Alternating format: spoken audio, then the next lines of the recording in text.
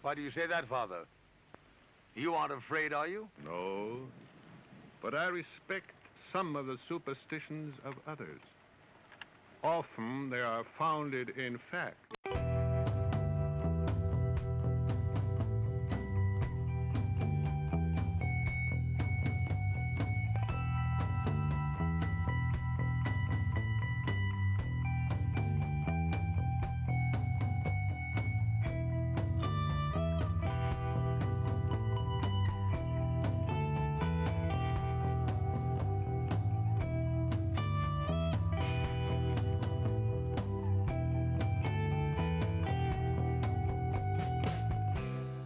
Broadcasting live from our Sanctum Sanctorum in Venice, California. I'm Krista. I'm Kristen. And we are the Sixth Sense Society. Welcome to another episode of the Sixth Sense Society. Tonight we are going to be talking about everything psychic, from getting readings to being a reader to some advice for people starting to be readers. But first we're going to talk about the cosmic weather. And it is an interesting week this week. Tonight we have a waning crescent moon in the sign of Aquarius. And on Tuesday we have our first Mercury retrograde. That's the 5th. It's going to be in 29 degrees, 36 minutes of Pisces at 11:19 a.m. Wednesday we have two things. And that's the 6th. We have a new moon also in 15 degrees and 47 minutes of Pisces at 8:05 a.m. And once again, Uranus moves into Taurus now for, a good 7 years or so. So it's a very eventful week. I did want to talk a little bit about sort of the concept of Mercury retrograde. Krista knows I have some different ideas about it, and I've been thinking quite a lot about it in general. The first thing I'd like to point out with any retrograde planet is it's just the appearance that the planet is moving backwards, and it's an illusion. And I have been thinking about this for years, that it's not a real thing. And as a result, you can also approach a retrograde as more of a philosophical viewpoint, so that it doesn't have to even represent anything outside of oneself. I know there are some astrologers that would disagree. I will say that I was listening to Rick Levine recently, and he thinks that the whole idea of you can't sign contracts and you cannot travel during Mercury retrograde is really absurd. And he had an interesting view on his recent forecast. He was talking about how, at least with the inner planets, when it's retrograde, the planets are closer to the Earth and they're louder. So it was an interesting thought. But even having said that, I think that you can approach astrology like the Hermetic people would do, where you can look at it as reflecting the outer world, reflecting the inner world. Because Mercury in the tarot is associated with two positions, at least Kabbalistically speaking. It's associated with the card, the Magician.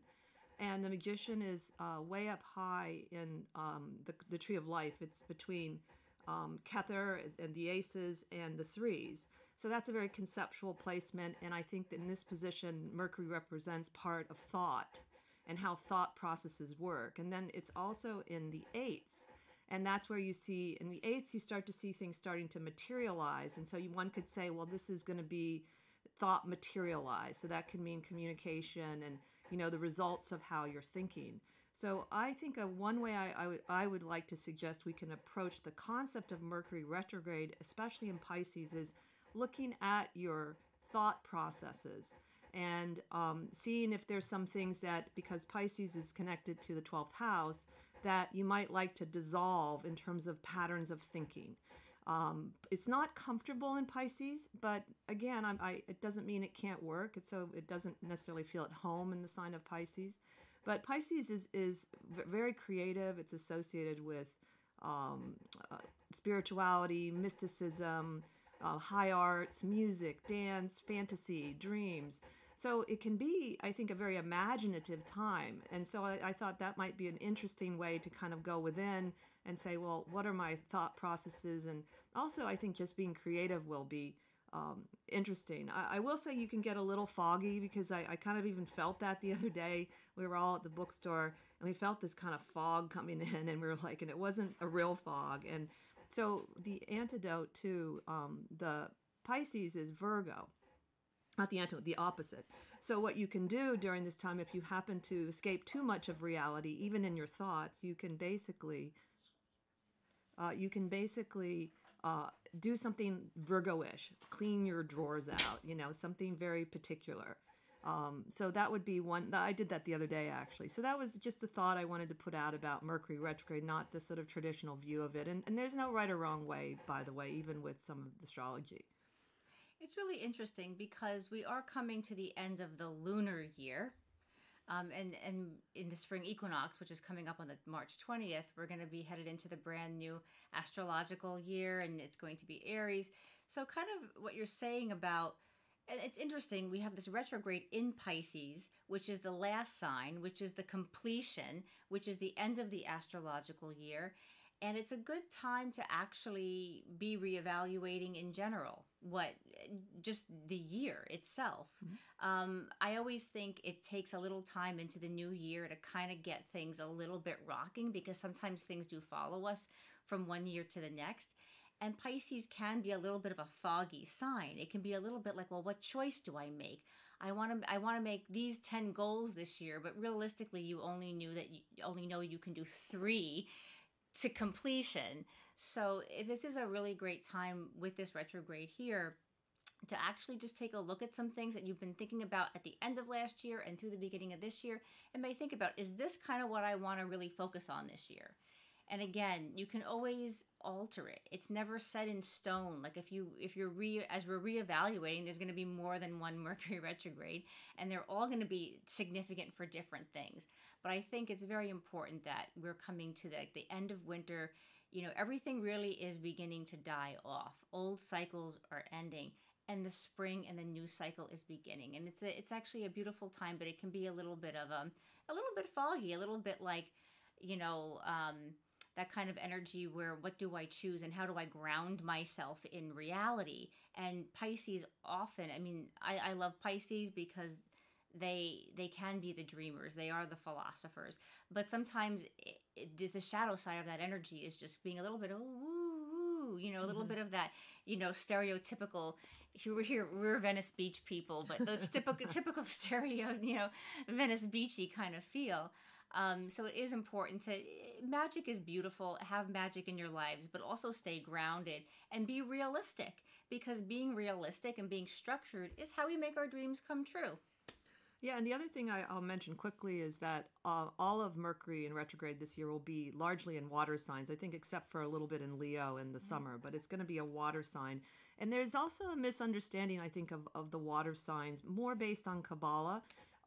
It isn't just about emotion. So in the Kabbalah, the suit of cups is what we think, Michael and I, we think it's the formation of things, because we're talking about not what's in the cup, we're talking about the outer. So we don't see cups as emotions in the tarot, Kabbalistically speaking.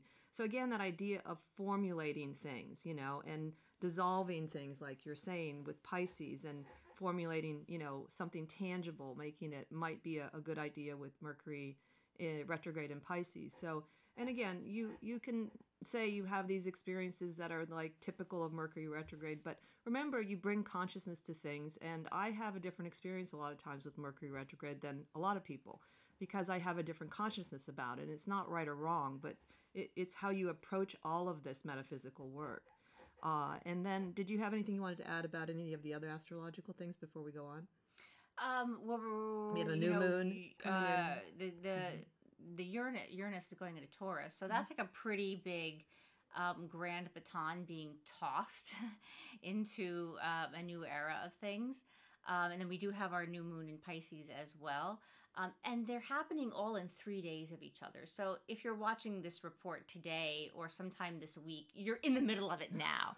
So it's sort of, the energies for you might be a little intense. I have felt some intense. I'm a Taurus, so I've been feeling some intensity coming in. Me personally, and it could be my chart, I've been feeling Uranus inching close to me. I had AAA come by twice last week, or it was first my battery.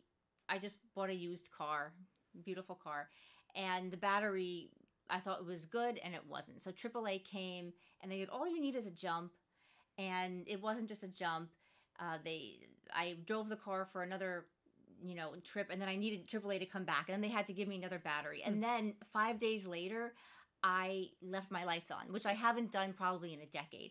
So it was interesting because it's a different. It's not that it have to be like scale. I mean, I'm certainly not saying there has to be any sort of you have to worry about it. But often when energies shift, there's a certain sense as human beings that we feel it. Again, just ground yourself. Nothing bad or horrible is going to happen because Uranus is going into. We're not going to get huge tornadoes all of a sudden that day. We're not. The economy is not going to all crash in one day.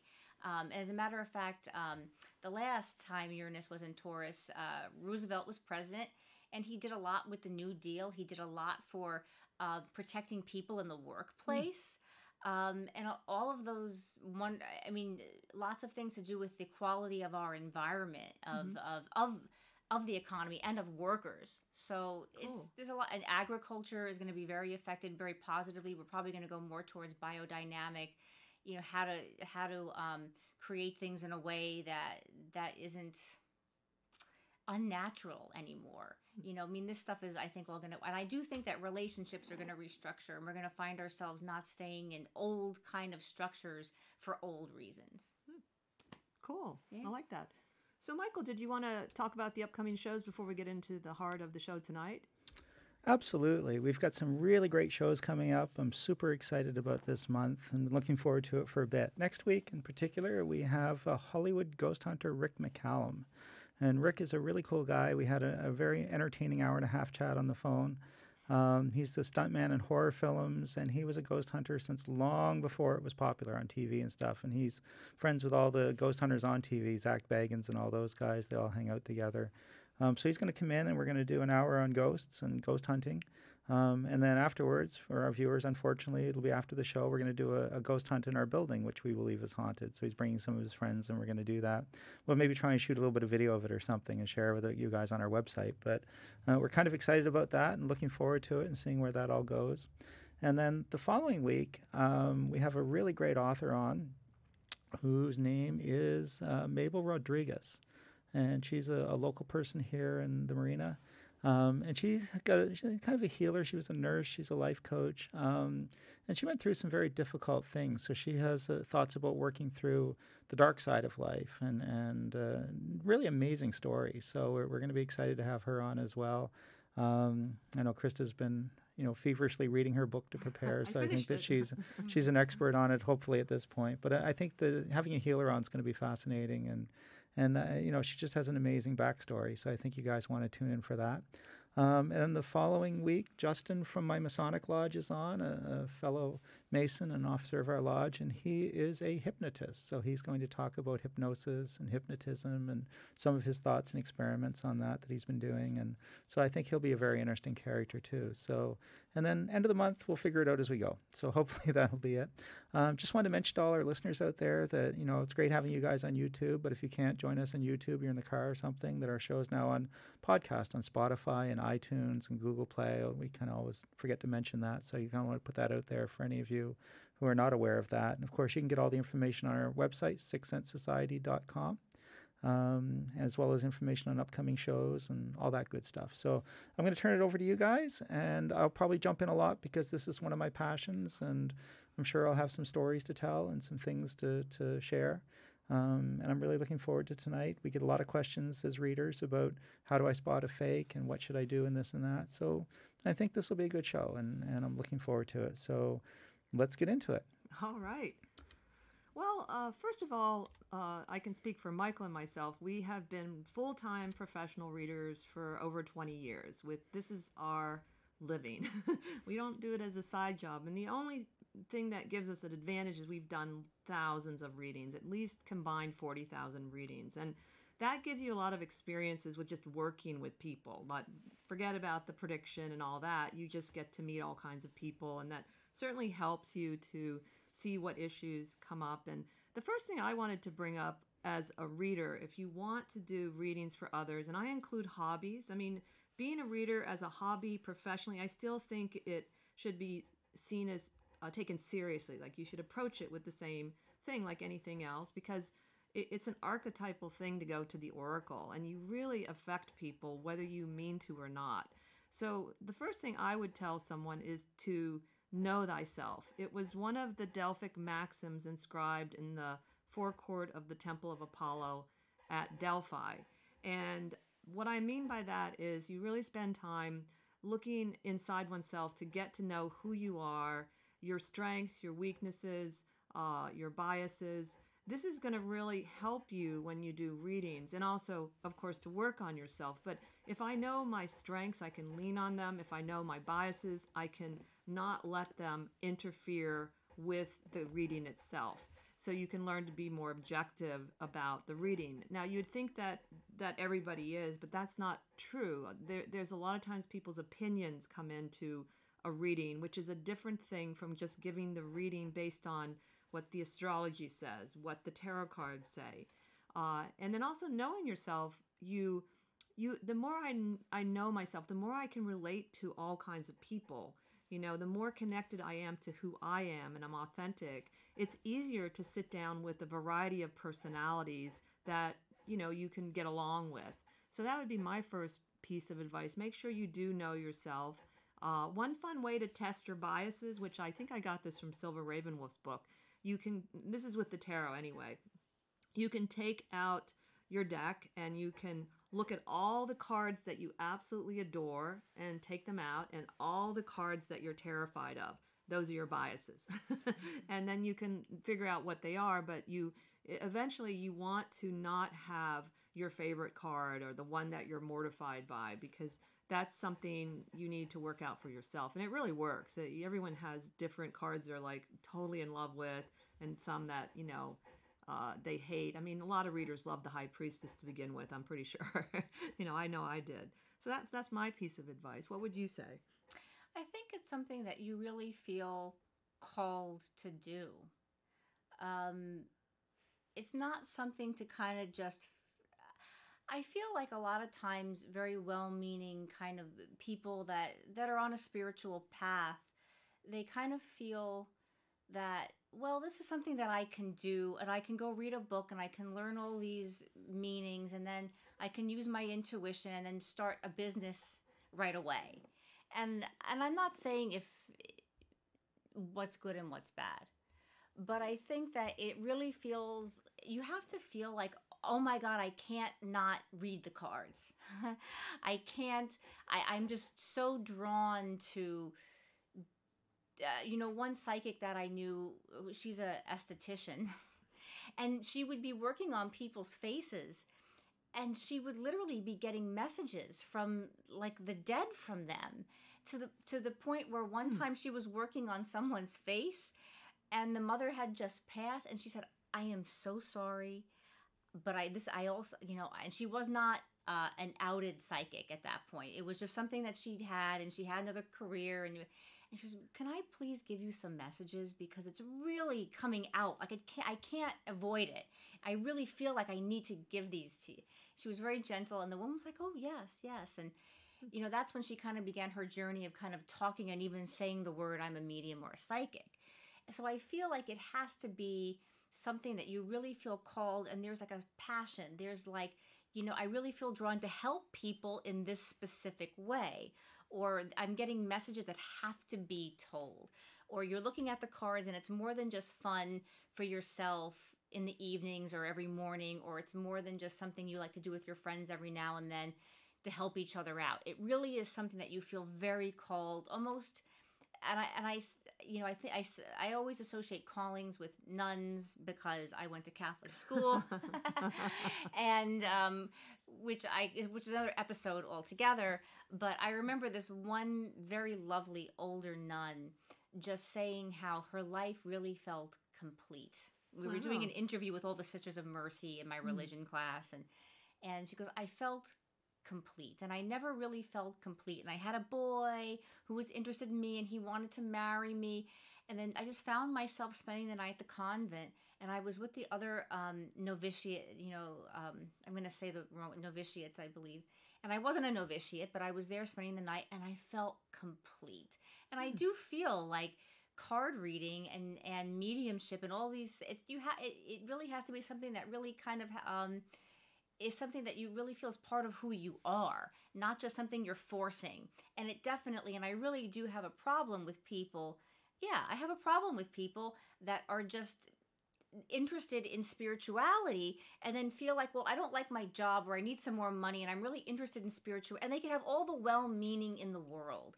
But if you're going to be giving people advice, it needs to be something that you're not just learning and doing for the heck of it, or because you feel, oh, I just feel so drawn to the Akashic records, I feel so drawn to tarot.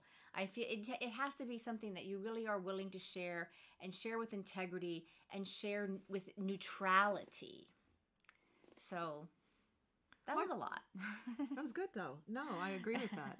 Michael, what would be your first piece of advice? Ooh, let's see. What would I say to anyone? Well, I think that Kristen's right. I think you have to have a passion, but I think that's true of most things in life. If you're doing something you're not that into, you're never going to be the best at it. So I think you have to care. I think that for anyone who's embarking on being a reader, I think the most important things for me are the same thing I look for in any great spiritual teacher. And the two qualities that to me are the most important are patience and humility. I think when it becomes about ego and it becomes about how right you are and you don't care about the person you're reading for anymore, it's all about proving something, I think that those people hurt a lot of people. And so I would always encourage anyone starting out that it's not about proving anything. It's not about being a great reader and being flawless and all that stuff. It's about helping people. And I remember when I first started this journey, years ago, I was concerned about that. So I had sort of a talk with my higher self, if you will. And I said, here's the deal. I realize sometimes people maybe shouldn't know everything. And so I don't want to have to make that decision. So whatever they're meant to know, I want you to show me. And if they're not meant to know something, I don't want to see it. And it was my way of I think, setting a boundary that I think was important. And I think I've tried to maintain that over the years.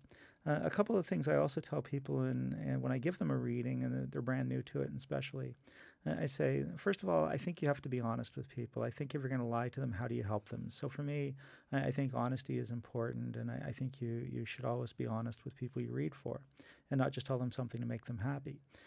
Having said that, I always tell people there's no such thing as a bad reading, just bad readers. And that while being honest with you, a reading should either give you good news or should give you good advice. But either way, it should be helpful and constructive. And then the last thing is that you still have to show up and do the work. So in the end, we can give advice. I can let you know the kind of energies that are going on in your life, and maybe this is a good social energy, and it's a time to be going places and making friends and extending yourself in that way, or networking. And then the person chooses to sit home and watch television. And, I learned that lesson when I first started as a reader. I had a friend who was unemployed, and I did a reading for him, and I said, well, the next 3 weeks look pretty promising, and I don't think you'll have any trouble getting a job. And so I ran him to about a month later, and he was angry with me because he never even got an interview, let alone a job. And I thought, well, that's really weird, because I thought that was a very favorable energy. So I said, how many places did you apply? And he said, none. And I'm thinking, is this my freaking fault now? Seriously, dude.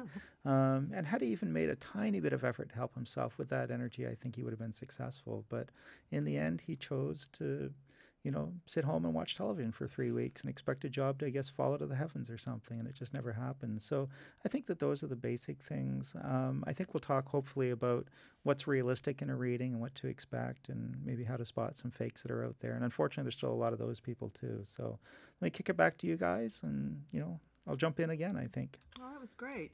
That's a good idea. What exactly constitutes a reading? And again, we're going to have a lot of different opinions about this if you ask readers. But the way I see a reading with, say, the tarot, that's my main tool, though I also do palmistry, is that we're looking for probabilities and patterns. And these patterns and probabilities are not set in a vacuum. They are based on things that you have already set up, things that you are about to set up, and what I kind of call the cosmic forces playing with you. And so we're looking at, and that's why both Michael and I think you cannot do a one-card reading. There's no context. It could be anything. To me, you have to have a minimum of 3 cards. That's the minimum, because we're looking at relationships. We're looking at patterns forming.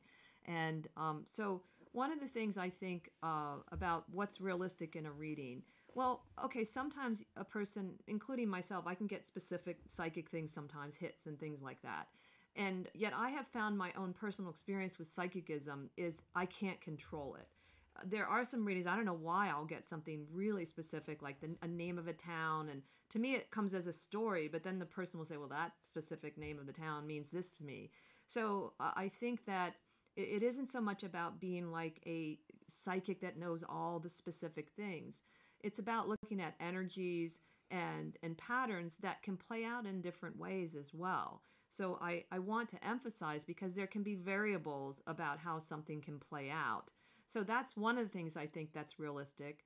I think that I think people sometimes exaggerate what's a reading, and in that, I'm a huge optimist, so that's fine. But there can be things that I guess it's from hearing what people would tell me, like I'm a grounded reader, and I think some people use language that's very like out there, and the angels are speaking to you now, and I'm not even saying that it's not possible to say that. It's more the exaggeration of it, and if it's done a lot in a reading, it might help a teenager, but it's not really that helpful. And I honestly, I've only had maybe a handful of readings that included a little bit of that. So to me, when I hear it, I just don't relate to it at all. And I've been to some really great readers myself that really have said uncanny things. You can definitely say things like, to me as a reader, the person will say, I was just saying that to my friend, and you end up saying the exact words and phrase. That is a psychic thing, but that's part of something I'll talk about a little later. The gift of gab is part of being a good reader. So to me, I think that readings, they also have to be understandable. So I have to be able to understand what that reader is telling me so I can actually apply it. If it gets too esoteric or convoluted, then how are they going to receive the reading? And again, that's part of communication, I would say. Absolutely. It's interesting because some people can use language to sort of make put on the big show, is what I want to say. Some people want to put on the big show, and without really saying anything really concrete. And it's interesting how sometimes it's almost like you're talking around it, and you sound really good, but you're not really saying anything. You know what I mean? And like, some people have like the get up and the whole thing, and it's you kind of go in there and like you're kind of high when you're in the reading, but then you walk out and you're like, what just happened? Like, what did they really say?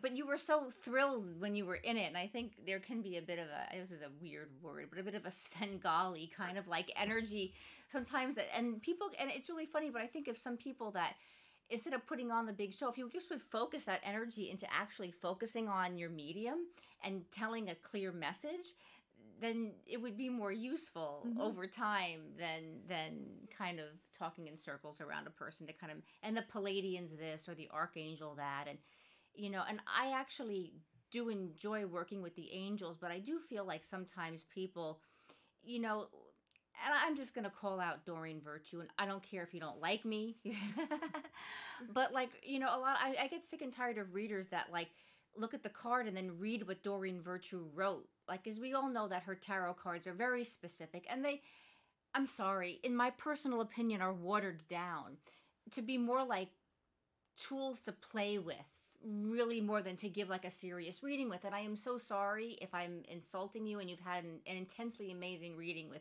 somebody using those cards. But people will like, oh, look, and they'll pick up the card and they'll read what she wrote. Because, if anybody was seen a Doreen Virtue card, she actually will write a whole bunch of words and sometimes even a prayer or a phrase and kind of just tell you what the card is. So there's no intuition. And I'm like, wait a second, you're just reading what Doreen Virtue wrote. You know what I mean? And I don't even like that to begin with. But I actually have had a few readers use her cards and give me very profound readings because they were just using the images right as a sounding board, as opposed to sitting there and reading exactly and it's this, and I'm like, but I could have hired Doreen Virtue to do it. You know what I mean? Anyway. Well, and that's the other thing is I think I really don't like it when they write on tarot cards. There is a deck where they actually write phrases on a tarot card. Yeah.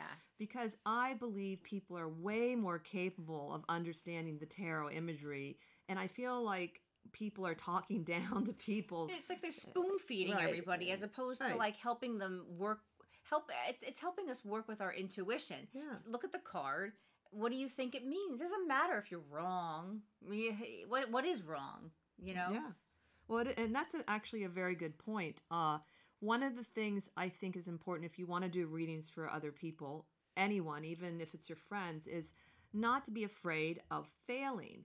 So one of the things about me as a strength, even now, I'm not afraid to fail. I know I'm going to be wrong. I know that I'm always, and it doesn't bother me because I've gone to readers that haven't always been right.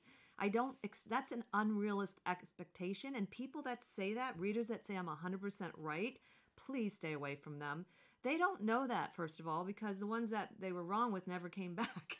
So, so you're going to hit it. You're going to miss the mark. There are times where I've gone, oh my God, I missed that whole thing after the fact. I still do that sometimes. Oh, I forgot to tell them that thing. I don't know why.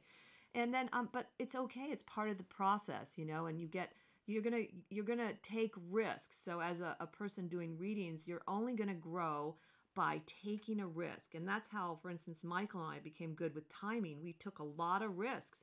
I just said, I'm going to do this. I'm going to time it. I'm going to be specific about the timing. And we figured our own system. And, I'm still wrong. I'm going to be wrong sometimes. I'm hopefully, though, right enough and helpful enough that people come back and they feel it's overall good advice. And secondarily to that thought, please, if you're very gullible and you're going to readers, just know you should not always just believe everything you hear, even if it's someone you care about. But I'm a little uncomfortable if people don't use their own thought and decide what they want to take from the readings, because after all, it is your life and you're going to be the one to use the information.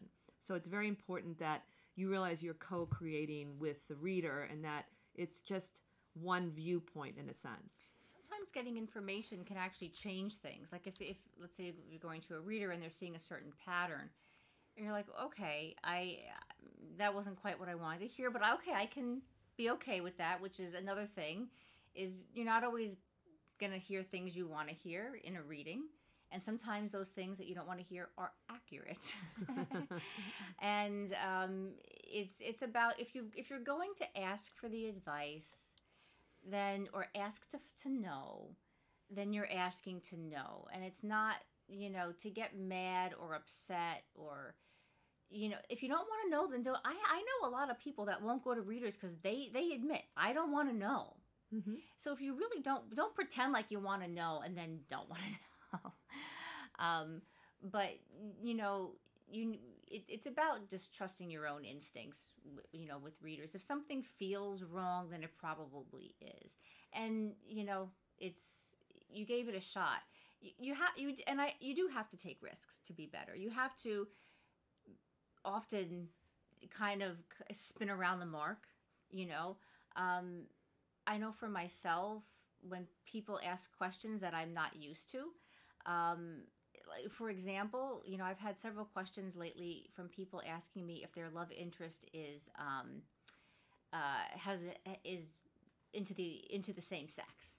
So and it's interesting because it happened 3 times in a row where someone said, I have a love interest, but I think they might really be into men or women, and I don't really know. And so I had never even thought of that question, and I had to take a risk and on the fly make a decision in my head. If it's this or that, then it's going to come up like this in the cards.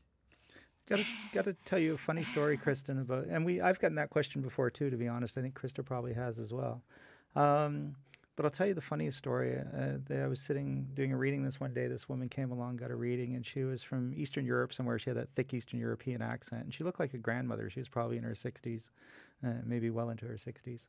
And so anyway, she sits down. She says, I would like to do a reading about my husband. And I said, okay. So we did a reading about her marriage. She said, well, that was good. She said, now I want to do a reading about my boyfriend. So we did a reading about her boyfriend. And she said, okay, now I would like to do a reading about the new guy I've started seeing. now I'm getting intrigued, right? How do you manage your life? I mean, seriously, you've got a husband and 2 boyfriends on the go. But and she asked, so we do a reading on that relationship as well for her.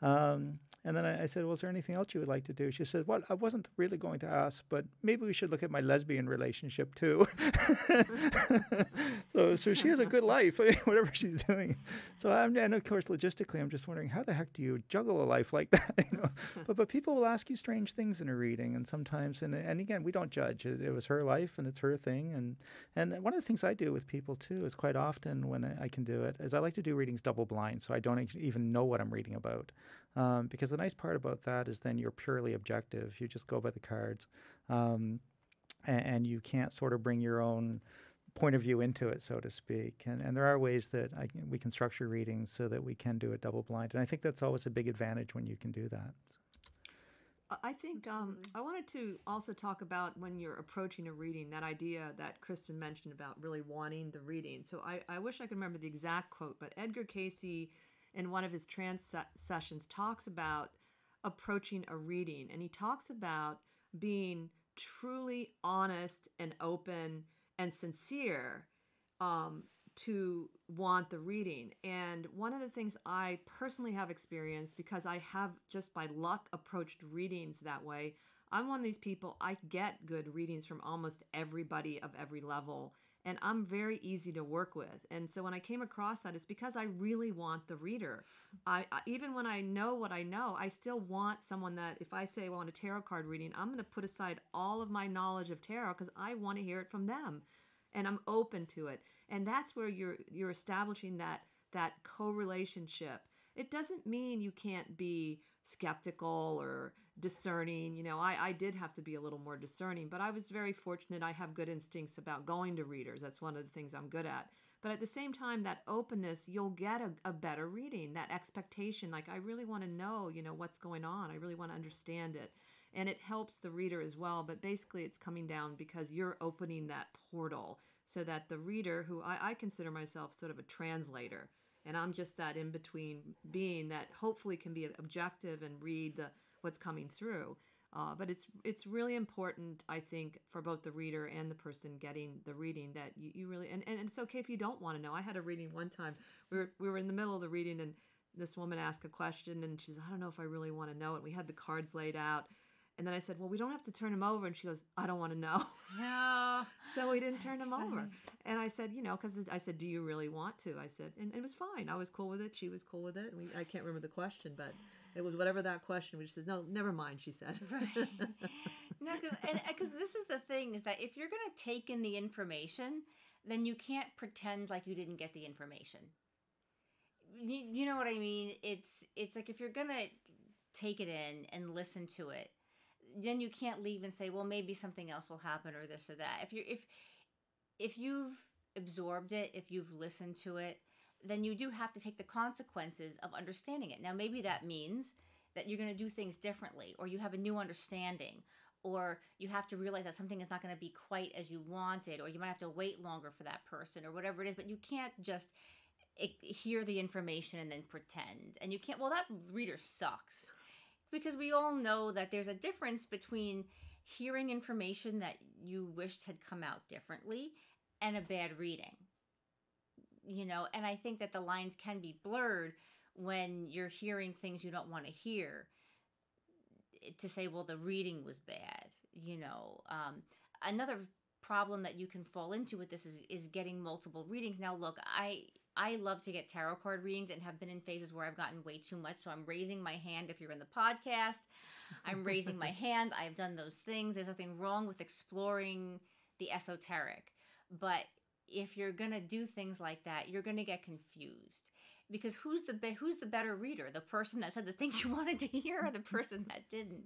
So you have to be careful when you play. And I'm sorry, but I do feel these energies play with you. Like if you play with magic, magic will play back. Just to add on to what Kristen was saying too, and I agree with Kristen, but from a reader's point of view, if you're getting a reading too frequently, it's hard on the reader too. And one of the things that's important in a reading is beginner's mind, that we're coming into it from a very objective point of view in that moment. And if you just got a reading from me yesterday and you're back getting a reading from me the next day on the same subject, I basically haven't had time to forget. And I like to have time to forget. And I also think it's important that you take the advice in the reading and then do something with it for a little bit. Do some work, try and make some things happen, but give it that little distance, that little bit of time. And then if you want to come back in 2 months and check in or somewhere down the road, unless something, earth-shaking happens in the meantime. But I think that it's important to spread them out. And some people, we have literally people that would get a reading every day if they could. And that's just not... And then the other thing I think that goes with that is if it gets to the point where you can't decide what to have for supper without talking to 3 readers, you have a problem, Right. and you should be able to still run your life and make basic decisions without getting a reading. Well, So, often, especially if you are going to a talented reader, and I just know from my own personal experience, you'll get a reading on something, and it'll be a good reading, not because everything they said was butterflies and hearts, but because that this was a good reading. And an example of, I was asking about, I think, romance, and someone said, actually, it's going to turn out in the end really great. It's going to happen, but this person has to go through a dark night of the soul. It's not going to be easy, blah, blah, blah. And then because I just got you get so upset. And then I think I was getting readings like every 2 weeks or something. You don't have time. It's like what Michael was saying. You don't have time for anything to take place. So a good, talented reader will catch the energy that's in that moment. So let's say I went to Michael and I said this thing about this man I'm dating. And he gave me a reading and he said, this is what's going to happen. Or these are the energies, and it's going to look like this probably towards the end. But then I check in too soon. He's going to catch, he's not giving the overall. It's like kind of what he was saying. You're not forgetting about it. So as opposed to giving you this overall sort of like pattern of the relationship, now you're going into like these little crevices of it, into these every day, into every week. I mean, I've never done one every day. So, at least I've got that going for me. But you know what I mean? If you've done one every week, every other week or something, there's no time for progress. And the reader is not going to see the overall pattern, so to speak. They're going to start seeing the week to week, the month to month. And if someone said someone's going to have to go through the dark night of the soul before you have a union, let's say, with them, and that's going to take a year, and you're getting readings once a month, then you're going to hear a lot of maybe stuff that you and them are going through, or you might have a separation before you get back together, or all kind. You know what I mean? Sometimes it's better just to let be. And do checkups as opposed to wait for something to happen, Right. maybe before you jump back into having to check in all the time for it.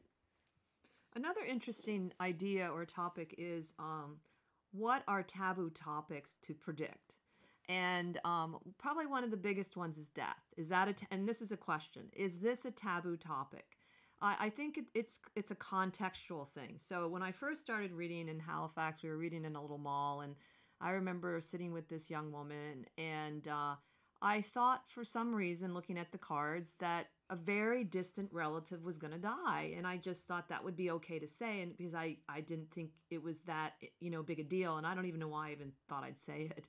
And I was young and in the reading business, and so I even said it that way. I don't think it's really going to be someone you're really close to, and it's but I just wanted to tell you that could happen this year. She just completely turned like white. She got up. She started running away. So what I did was I said, I'm probably completely wrong. I think I'm completely wrong, because it was about, it's never about scaring people. And so the topic of death is an interesting one, because a lot of times people that are psychic by, maybe just intuitively are psychic without cards, they'll say, oh, I knew so-and-so was going to die, and I thought, oh, okay, well, that's an ego thing. So for a long time, I didn't talk about death at all, unless I had seen they'd gone through a loss. And then I got to the point where I had a regular client who had an elderly mother, and he wanted to know if she might die that year.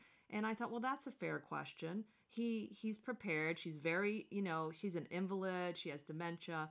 So the interesting thing, though, because by then I was a little bit more good with nuances, is I saw this one month where I thought she could die. And that's how I phrased it. I said, well, this is a month where, she's vulnerable to death. And then I said something kind of odd. I said, even at the time, I said, well, but if she gets through this month, she's going to live not only a lot longer, but she's going to get a little clearer. Like her dementia is going to subside a bit.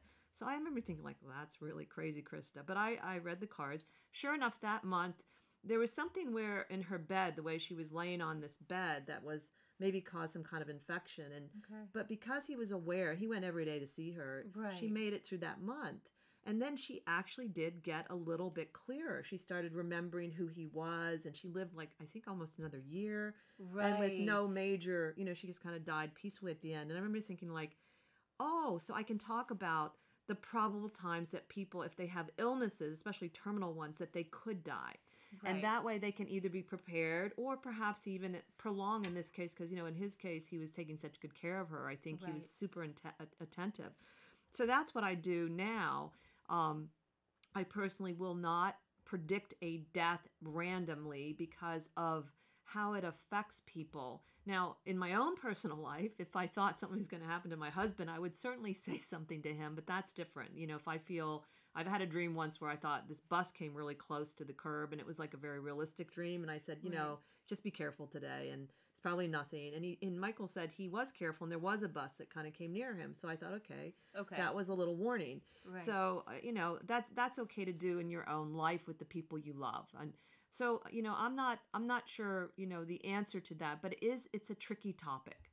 I know that Michael sometimes will sort of give people a length of life. I've heard him talk about, oh, I think you'll live to be 85 or 90. And I suppose it probably has to do with the client if they're kind of open to that discussion, because ultimately I think we probably do need to get a little more comfortable with just discussing death in general in our culture and Right. not being afraid. But now I have to kind of sense if what I can and cannot do with someone, because I don't want to hurt them. I don't want to wound them over, I don't want to scare them. And I know that some people think, well, Krista, you should just be truthful. I said, well, yes and no. I mean, I don't want someone to never get a reading again because I scared them away.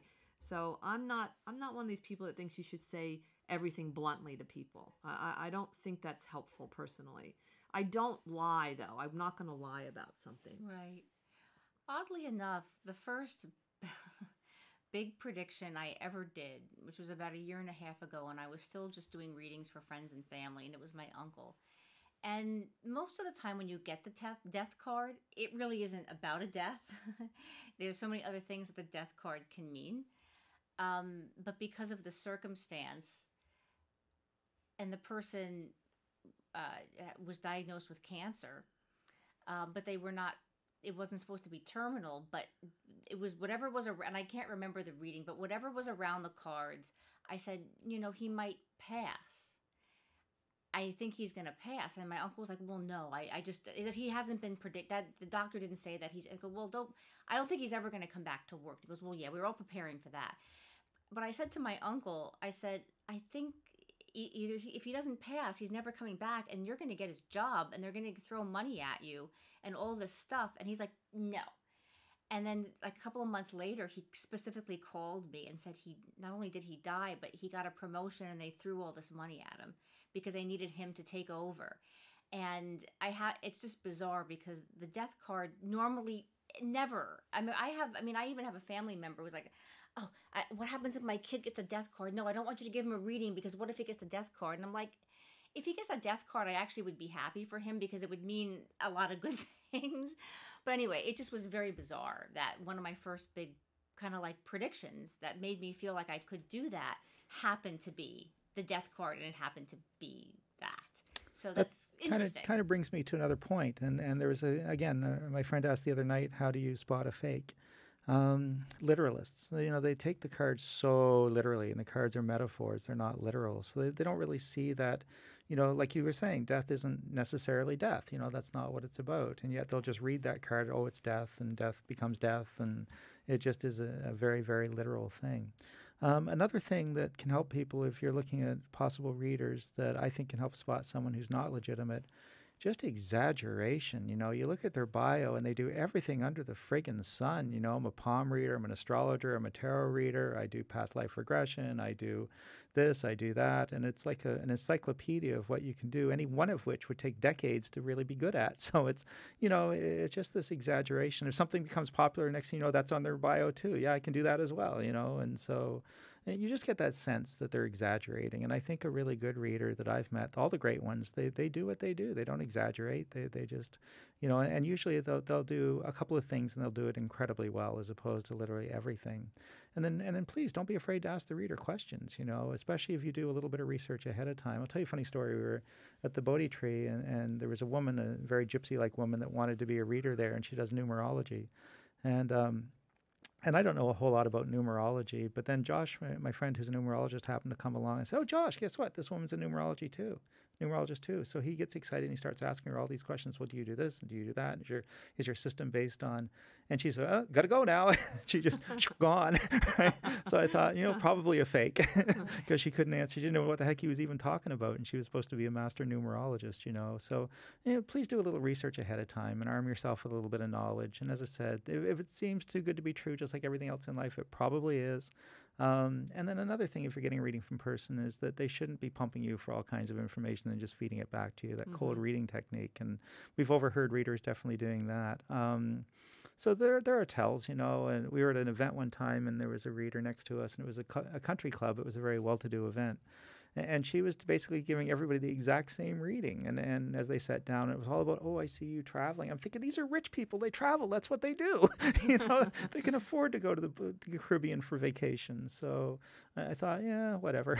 But that was all it was. And it was very, very general stuff. But things that would obviously apply to everyone that was there, because as I said, wealthy people do happen to travel a lot. That just tends to be the case. So like I said, if it seems too good to be true, whether it's their bio or whether it's, you just pay attention to that and trust your instincts. And as I was saying earlier too, and I'll let you guys jump back in, if you're going to a new reader and you have a friend that wants to sit in on the reading with you and you ask and the reader says no, it has to be just you, or in that case ask if you can record the reading. If they say no, you can't do that, that's a big red flag, because I've never met a legitimate reader that ever minded being recorded or something, the reading, and people like to play it back later. And I've never met a fraudulent one that ever allowed it, because they're going to try and tell you that you have a curse and that you have to give them their life savings, or, you'll never be able to be in love unless you do this, and it's going to cost you thousands and thousands of dollars for candles.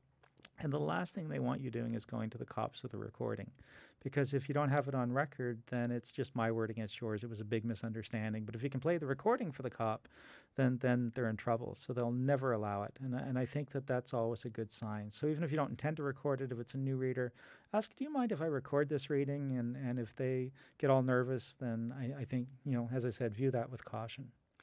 I'd like to add the whole concept of working with tools. I really, only when I came to Los Angeles did I find, and I used to hire some of the readers at the Bodhi Tree, and they'd come in with their resumes, and they'd have so many things on their resume that it was unbelievable. And some of them were quite young. So I agree with Michael. Look, like a lot of us are going to dabble with all kinds of things in metaphysics on the side. Like I know a lot about astrology, but I respect it enough to know that I'm not an astrologer, a professional one. And yet sometimes I know more than even professional ones, which is a little scary. So, what kind of tool are you going to use? Now, some people that are mediums don't use a tool at all, and that's perfectly fine. If that's who you are, that's who you are. But tools should be based on interest. What do you find fascinating? You can tell immediately if someone's fascinated with astrology. They start learning it. They want to know about their chart. They start reading the books. And the same with the cards. They pick them up and they play with them and they talk about how beautiful the cards are. So Michael and I have always just kind of followed our passions with the tarot, and don't fall for the fads. For a while there, there was a huge angel card interest. And not to say the ones doing the angel cards are not really doing them for the right reason, but there was a period where it was super popular, and you'd meet people that had barely done any angel card work, and they were like 25, and everybody was doing it. And I think that faddishness to me is a sign of at least a superficial reader. They're not doing something based on their real passion in life. And the other thing is you're really shortchanging yourself if you don't say, this is my main thing I'm going to devote myself to. I still learn things about tarot and Kabbalah. So if you want to master anything in life, you really have to spend time with the tool. Some tools take a lot longer. That's why astrology really does take longer to learn, because it's complicated. The tarot perhaps not as long, but the experience counts a lot with the tarot. So I think don't feel like you have to have 10 different tools. You don't. In fact, I know people that have only one tool their whole life, and they're super successful. One of my favorite astrologers, Julian Lee, he does a specialty, relocation astrology. That is all he does. He's amazing. He's really wonderful.